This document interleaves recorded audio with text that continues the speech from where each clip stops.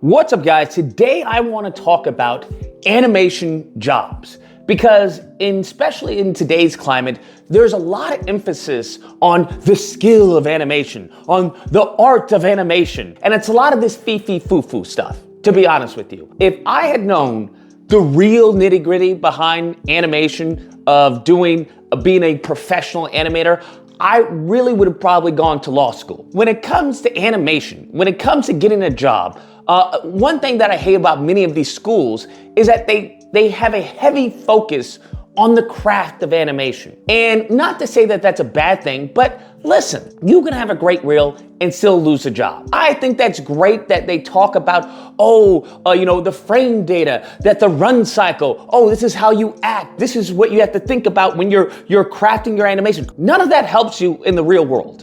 That's what they failed to tell you. None of that helps you get a job. Because you know how to do a run cycle isn't gonna get you a job. Because you know as far as how fast the eyes move, like the saccades, the best pattern are gonna be 6 frames. That, in order to do a blink, you wanna do the shark fin blink and all that. That doesn't help you get a job.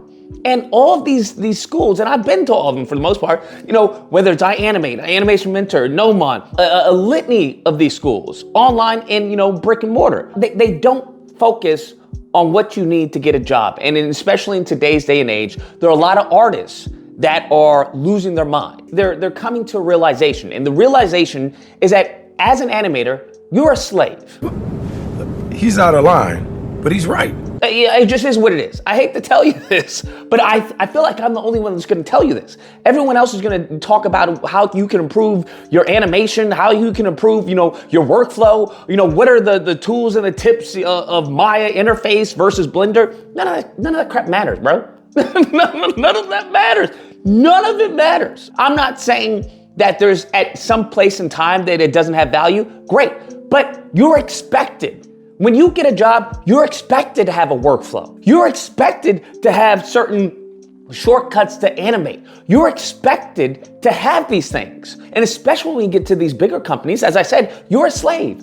I don't care about your opinion. And God forbid you get a game director or an animation supervisor, right? Your animation lead is a dick. But good luck then. Because a lot of these artists, especially you get into the industry, a lot of these artists are just hyper egomaniacs, right? They think they're God's gift to mankind. Now, animators, we are God's gift to mankind. But a lot of these, these texture artists, these concept artists, these riggers, visual effects, those people, it comes with the territory because they're like, hey, I'm creating this, and there are a lot of egos out there, a lot of fragile egos at that. You say something and it rubs someone the wrong way. Then you have to deal with HR because, you said, something in jest and now somebody got offended. A lot of what's going on is not taught in these schools, and that's really much social skills. To be honest with you, it's a lot of social prioritization that is involved because you can have that amazing reel,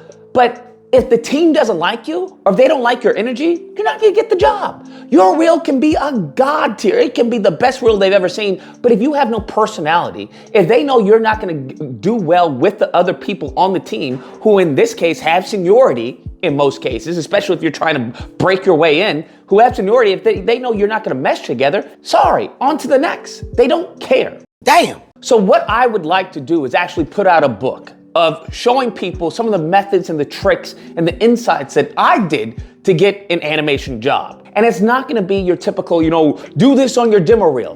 Listen, if you're still worrying about your demo reel, you're not ready. What is the path that you're looking to go to? Are you looking to be an animator for the rest of your life? What are you trying to do? You trying to be a director?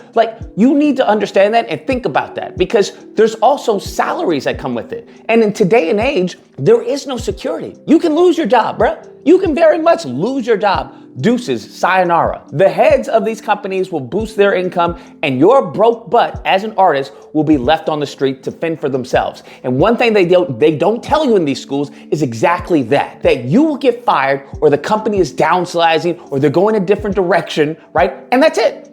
And what happens? Now, you better hope that your finances are in order, something else they don't teach you in school, right? Especially the animation schools. When it comes to finances, most of these jobs are job to job to job. It's paycheck to paycheck. You're going from this studio to that studio to this studio. You hope that you may get salary, but in today's climate, you don't know. You don't know. It can be one time, hey, I'm making this amount of money, and the next time, boom, you're done. Sorry, we didn't do well when it came to this game, right? The game didn't do well. We have to let people go. This department is really not needed anymore. That's it. Done and done. You have to make sure your finances are in order so you can coast to the next job, because it will happen that you get fired. It will happen. And if you're a socially retard, okay, if you don't know how to talk to people and network with people, and it's game over for you. It's game over for you. That's something that they really don't stress. I would stress networking and social skills more than anything else in animation. I have seen and done so myself where my reel has been, I won't say complete dog poop, but in comparison of the people I've been around, I was like, yo, what am I doing here? But because I was sociable, because that the interviewer, liked me, because I was knowledgeable about the company, because I asked questions and just like, well, that's it. Because I knew other people at the company who were recommended me, hey, they were like, hey, we're gonna give this guy a chance. We're gonna give this guy a chance. So there needs to be an emphasis on that. And I really wanna focus on that in the book that I'm looking to write to really help people, to give people an insight. Because I think a lot of people are coming into this field with rose-tinted glasses. And that's not what it is. That's not what it is. You coming into this to make a whole bunch of money, that's not how that works, okay? It's just not how that works. You know how much I sacrificed?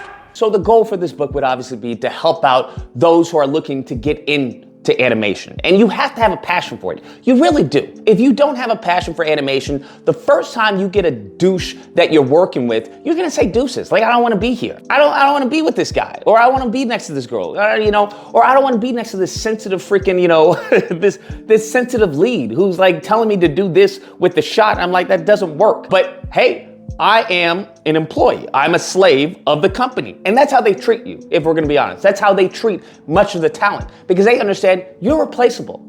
You may think that you're a senior animator and you have notoriety and you worked on this and worked on that. To the company, you're just another head, bro. You're just another person. You don't think they can't find another animator, right? Do you think that you're like a brain surgeon or something? Like, bro, they're gonna find you someone else done. And a real big thing is that there's a lot of inferior people trying to become an animator. There are a lot of people who do not have an understanding and a social awareness of where they are. And this is something I've seen in many of these schools. These schools will allow this person to go to the next level, to go to the next assignment. I'm like, this is garbage. This is ass. But as long as they get their tuition, hey, that's all. Hey, I showed you, I did the best that I could. You can go on to the next, the next level in this program. Kudos to you. And after they graduate from these schools, they have a reel, unfortunately, that's not gonna land them a job anywhere. They end up coming to the realization, yo, I'm in all this debt and I have nothing to show for it because the teacher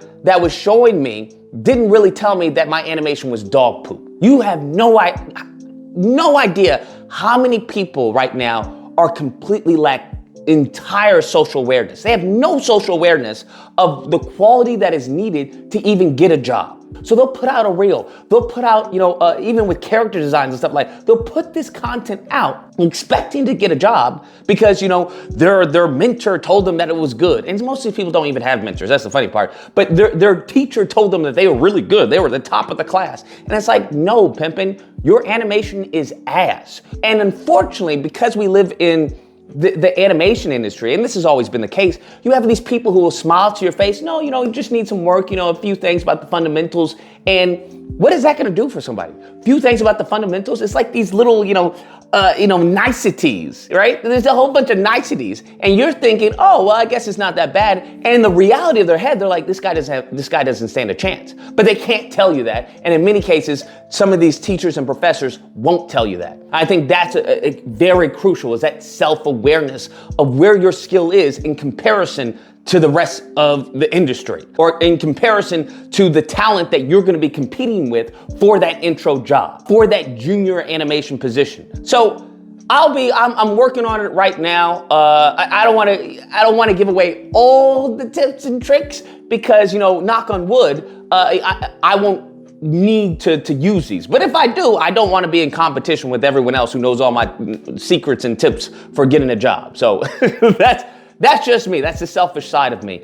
But I think that it would be extremely beneficial to a lot of people, especially those coming up who are like, well, I want to be an animator or I want to be an artist. And it's just like, listen, Pimpin, do you know what that entails? Do you know what that means?